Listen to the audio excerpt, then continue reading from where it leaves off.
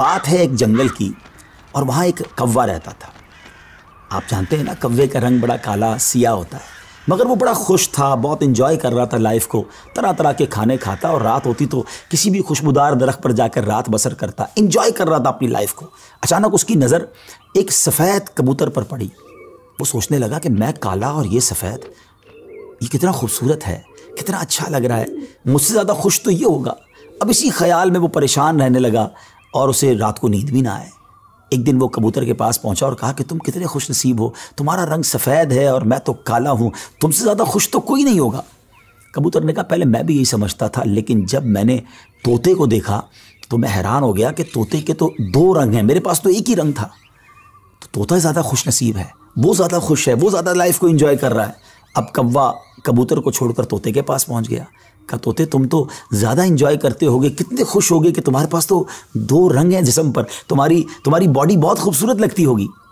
तो तोता कहता है कि पहले तो मैं लाइफ को बड़ा एंजॉय करता था कि वाकई मैं बड़ा रंग बिरंगी हूँ, मगर जब मैंने मोर को देखा ना तो मोर तो कई सारे रंग लिए हुए है, इतना खूबसूरत है कि उसको देखकर मुझे लगा कि मैं तो कुछ भी नहीं हूँ। अब कौवा उड़ते उड़ते पहुँच गया मोर के पास। मोर चिड़ियाघर के एक पिंजरे में मौजूद था। पहले तो वो इंतज़ार करता रहा क्योंकि बहुत सारे लोग मोर को देखने आए थे।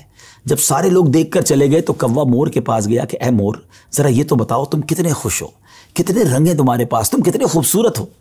मोर कहता है पहले तो मैं यही समझता था कि हाँ मैं बहुत खूबसूरत हूँ, मगर फिर मैंने गौर किया कि इसी खूबसूरती की वजह से तो चिड़ियाघर में मैं कैद हो गया हूँ। रोज़ाना हज़ारों लोग मुझे देखने आते हैं मगर मैं आज़ाद नहीं हूँ। और फिर मैंने बड़ा गौर किया कि वो कौन सा परिंदा है जो चिड़ियाघर में कैद नहीं है। तो मुझे समझ आई कि कौवा ही एक परिंदा ऐसा है जो चिड़ियाघर में कैद नहीं होता, उसको कोई कैद नहीं करता। नाजरीन, कौवे ने जब ये सुना तो उसे एहसास हुआ कि मैं भी अपनी जगह पर वाकई खुश नसीब हूँ। अब यहाँ बज़ाहिर तो ये एक फ़र्ज़ी वाक़या है, लेकिन अगर इसको हम अपनी ज़िंदगियों पर इम्प्लीमेंट करें, अपने बारे में सोचें, हमारे पास बहुत कुछ है, लेकिन जब किसी को हमसे ज़्यादा वाले को हम देखते हैं ना तो हमें अपनी चीज़ें कमतर नज़र आने लगती हैं। अपना घर छोटा लगने लगता है, अपनी मोटरसाइकिल, अपनी गाड़ी, अपनी साइकिल वो हमें बड़ी कमतर लगती है जब किसी की बड़ी गाड़ी देखते हैं, किसी का बड़ा घर देखते हैं, किसी की लाइफ स्टाइल को देखते हैं। जो है उस पर एंजॉय नहीं करते बल्कि उस पर शिकवा करते हैं, नाशुक्री करते हैं। इस तरह ज़िंदगी नहीं गुजरेगी। अगर आप हमेशा अपने से आगे वालों को देखते रहेंगे तो आप परेशान ही रहेंगे। अगर आपने मवाजना करना ही है, कंपैरिजन करना ही है, तो अपने से कमतर लोगों को देखें ना।